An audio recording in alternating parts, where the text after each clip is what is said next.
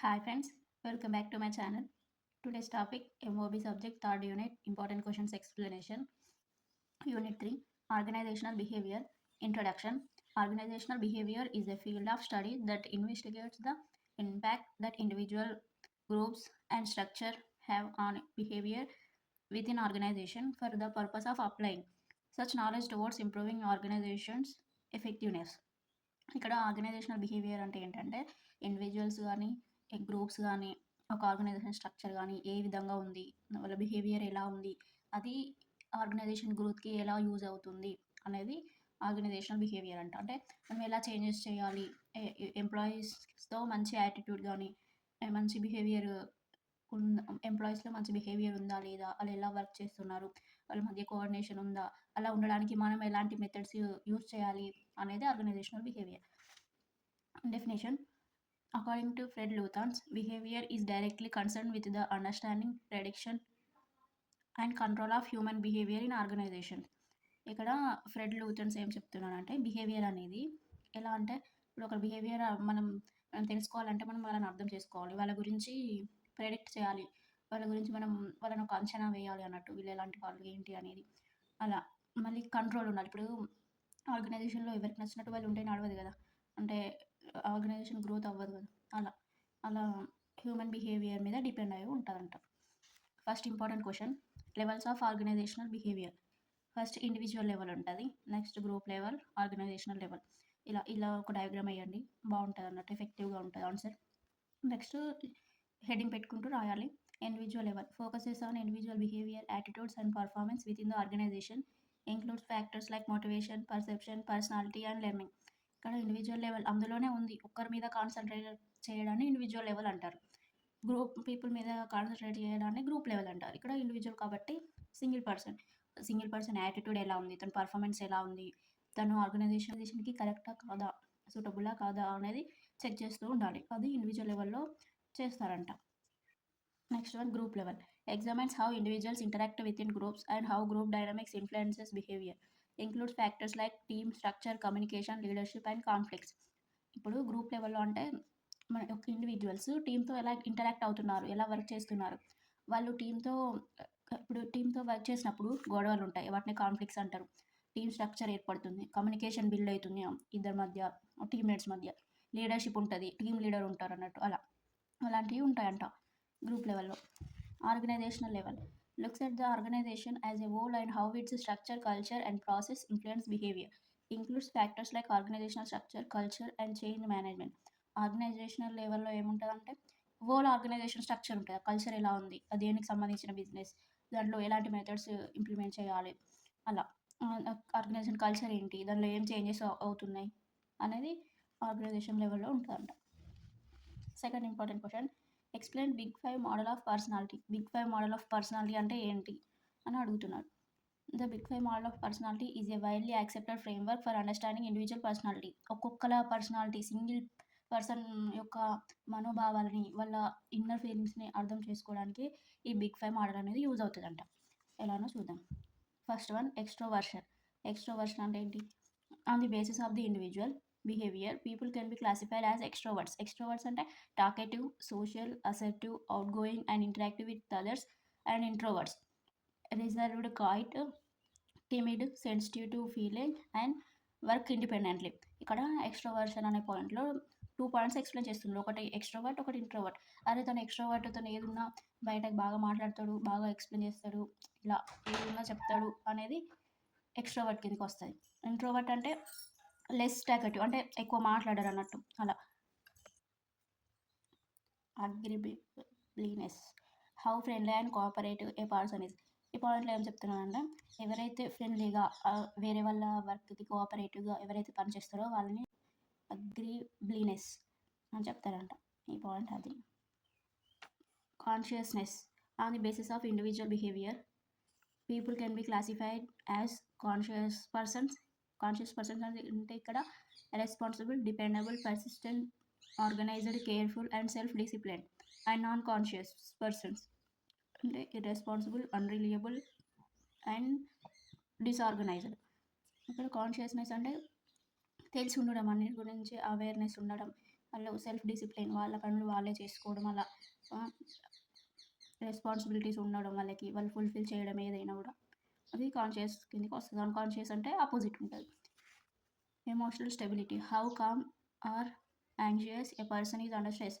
Emotional stability అంటే ఒక పర్సన్కి స్ట్రెస్ ఉండి, టెన్షన్ ఉండి, ఇట్లా లో ఫీలింగ్లో ఉన్నప్పుడు కూడా తను ఎలా కామ్గా, ఎలా మంచిగా నార్మల్గా యాక్ట్ చేసి నార్మల్గా బిహేవ్ చేస్తారు, వాళ్ళు ఎమోషనల్ స్టెబిలిటీ కిందకి వస్తారు. Openness to experience, how curious and creative A person is. Openness అంటే ఇందులోనే ఉంది, ఎవరైతే ఎక్కువ ఇన్నోవేటివ్ థింగ్స్ ఉండి, వాళ్ళకి ఇన్నోవేటివ్ థింకింగ్ కానీ, క్రియేటివ్గా, క్యూరియస్గా ఏమైనా విషయాలు తెలుసుకోవాలి అనే ఆతృత, అలా ఉన్న వాళ్ళు ఓపెన్నెస్ టు ఎక్స్పీరియన్స్ దాని కిందకి వస్తాయి. ఈ 5 పాయింట్స్ బిగ్ 5 మోడల్ ఆఫ్ పర్సనాలిటీలో పార్ట్స్ అన్నట్టు. Third important question, explain Maslow's theory of motivation. Maslow's theory of motivation గురించి ఎక్స్ప్లెయిన్ చేయమంటున్నాం. ఇక్కడ మనం పిరమిడ్ లాగా రాయాలి ఫస్ట్. ఈ పిరమిడ్ వేసిన తర్వాత మళ్ళీ పాయింట్ వైజ్ రాయండి. సో ఆన్సర్ నీట్గా ఉంటుంది, మార్క్స్ కూడా ఎక్కువ పడతాయి. ఫస్ట్ డౌన్ నుండి రావాలి. ఫిజియోలాజికల్ నీడ్స్ అంటే ఏంటి? Breathing, food, water, shelter, clothing, sleep. Next safety and security. Safety అంటే health, employment, property, family and social stability. Love and belonging, friendship, family intimacy, sense of connection. Self esteem, confidence, achievement, respect of other. Self actualisation, morality, creativity, spontaneity, acceptance. ఇవి వస్తాయి అన్నట్టు ఇందులో. Maslow's theory of మోటివేషన్లో ఇవన్నీ explain చేశారన్నట్టు. First one, physiological needs. Basic and primary needs required for human existence are physiological needs. ఏవైతే human బ్రతికుండడానికి, ఒక మనిషి బ్రతికుండడానికి కావాల్సినవో వాటిని ఫిజియోలాజికల్ నీడ్స్ అంటారంట. Basic survival needs like food, water, shelter and sleep. ఇవి కదా, ఇవి మెయిన్ ఇంపార్టెంట్ కదా. ఫుడ్ లేకపోయినా, వాటర్ లేకపోయినా, షెల్టర్ లేకపోయినా, నిద్ర లేకపోయినా మనం ఉండగలుగుతామా? అలా అవి ఫిజియోలాజికల్ నీడ్స్ కిందకి వస్తాయి. Safety needs. సేఫ్టీ అంటే ఏంటి? Security, stability, protection from harmful incidents నుండి ప్రొటెక్షన్ ఉండడం అవి. Social needs, social connections, relationships and community involvement. Social connections అంటే బయట వ్యక్తులతో మంచిగా ఉండడం అన్నట్టు, మంచి రిలేషన్షిప్స్ మెయింటైన్ చేయడం, గ్రూప్స్లో ఇన్వాల్వ్ అవ్వడం, అవి సోషల్ నీడ్స్ కిందకి వస్తాయి. ఎస్టీమ్ నీడ్స్, సెల్ఫ్ ఎస్టీమ్ అంటే self confidence, recognition and respect from others. Every person వేరే వాళ్ళ చేత గౌరవించబడాలి అని థింక్ చేస్తారు. ఇప్పుడు నాకు వేరే వాళ్ళు రెస్పెక్ట్ ఇవ్వాలి అని ఎక్స్పెక్ట్ చేస్తా, కానీ అందరు నన్ను ఇట్లా రెస్పెక్ట్ లేకుండా మాట్లాడడం, అవి అయితే నేను తీసుకోలేను కదా. అలా అవి ఎస్టీమ్ నీడ్స్ అంటున్నారు ఇక్కడ. Self actualisation needs, personal growth, creativity, realising one's potential. Self actualisation needs అంటే మనలో ఏమున్నాయో మనం తెలుసుకోవడం అన్నట్టు. ఇక్కడ పర్సనల్ గ్రోత్, క్రియేటివిటీ, మనలో ఏం క్రియేటివిటీ ఉంది, రియలైజింగ్ వన్స్ పొటెన్షియల్, ఎవరిలో ఎలాంటి పొటెన్షియాలిటీస్ ఉన్నాయి అనేది వాళ్ళు గుర్తించుకోవడం అన్నట్టు. సో అది fourth important question, what is Johari window. Johari window అంటే ఏంటి? Johari window is a simple tool that shows how we relate to our selfs and others. ఇక్కడ జోహారీ విండో అనేది ఒక టూల్ అంట. అదేం చెప్తుందట అంటే మనకు ఎలా రిలేట్ అవుతామో అలానే వేరే వాళ్ళకి ఎలా రిలేట్ అవుతాం, అంటే ఎలా కనెక్షన్ ఉంటుంది మనకి ప్లస్ మనకి వేరే వాళ్ళకి, అలా. It has 4 quadrants. 4 quadrants అంటే 4 పార్ట్స్ అన్నట్టు. Open, blind, hidden, unknown. ఈ డయాగ్రామ్ వేయండి అలా. Next open self. First one open self. Things you know about your self and share with others, your public self. ఇక్కడ నేను షార్ట్కట్గా రాసాను ఆన్సర్, మీరు దీన్ని ఎలాబరేట్ చేసి రాయండి. Things you know about your self అంటే మీ గురించి మీకు తెలుసు, అలానే మీరు వేరే వాళ్ళకు కూడా చెప్తారు ఇక్కడ ఓపెన్ సెల్ఫ్ అనే పాయింట్లో. బ్లైండ్ సెల్ఫ్ అంటే things others know about you but you don't know. మీ గురించి వేరే వాళ్ళకి తెలుసు మీలో ఏంటి అనేవి, ఏమేమి థింగ్స్ మీలో దాగున్నాయి, మీలో క్వాలిటీస్ ఏంటి అనేటివి కొన్ని వేరే వాళ్ళకి తెలుస్తాయి. మన గురించి మనం ఐడెంటిఫై చేయలేం, మన గురించి మనం తెలుసుకోలేం. అది బ్లైండ్ స్పాట్ అంటే యువర్ బ్లైండ్ స్పాట్స్ అంటే మీకు తెలియనివే మీలో ఉన్నాయి అనే దాని కిందకి వస్తాయి. Hidden self, things you know about your self but keep secret from others, yours private self. అంటే హిడెన్ అంటే అందులోనే ఉంది, హిడెన్ అంటే దాయడం, హైడ్ చేస్తున్నాం అంటే దాస్తున్నాం అంటారు కదా. అలా మనలో ఉన్న క్వాలిటీస్ ఓన్లీ మనకు మాత్రమే తెలుసు, అవి వేరే వాళ్ళకి చెప్పం, మనం సీక్రెట్ మెయింటైన్ చేస్తాం. అది హిడెన్ సెల్ఫ్ కిందకి వస్తుంది. Unknown self, things neither you Nar others know about you, hidden potential are unconscious traits. అంటే మీలో ఏమున్నాయో మీకు తెలియదు, వేరే వాళ్ళకు కూడా తెలియదు అన్నట్టు. నైదర్ అంటే ఆపోజిట్, ఇక్కడ నెగిటివ్ సెంటెన్స్ ఫార్మేషన్ అన్నట్టు. అందుకే మీలో ఏమున్నాయో మీకు తెలియదు, బయట వాళ్ళకి తెలియదు అని చెప్తున్నారు ఇక్కడ. Fifth important question, what is transactional analysis, explain it's components. Transactional analysis అంటే ఏంటి, దాంట్లో కాంపోనెంట్స్ ఏంటి? Transactional analysis is a way to understand how people interact and behave. అంటే ట్రాన్సాక్షనల్ అనాలిసిస్ అంటే ఏంటి? పీపుల్ ఎలా ఇంటరాక్ట్ అవుతారు, ఎలా బిహేవ్ చేస్తారు, వాళ్ళ వాళ్ళ ఏమంటారు తెలుగులో, వాళ్ళ ప్రవర్తన ఎలా ఉంది అనేది మనం అర్థం చేసుకోవడాన్నే ట్రాన్సాక్షనల్ అనాలిసిస్ అని చెప్తాం ఇక్కడ. దాంట్లో కాంపోనెంట్స్ ఏముంటాయి? Contracts. Transactional analysis works on agreements contracts between a client and therapist organisation for personal change. మనం మన మన జీవితంలో ఎదగాలంటే ఏదో ఒక పని చేయాలి కదా, లైక్ కాంట్రాక్ట్స్ పట్టడం కానీ అలా చేస్తారు కదా, అది ఒక అగ్రిమెంట్ అన్నట్టు, ఎవరికి? క్లయింట్కి ఉన్న ఒక ఆర్గనైజేషన్కి. అది చెప్తున్నాడు ఇక్కడ.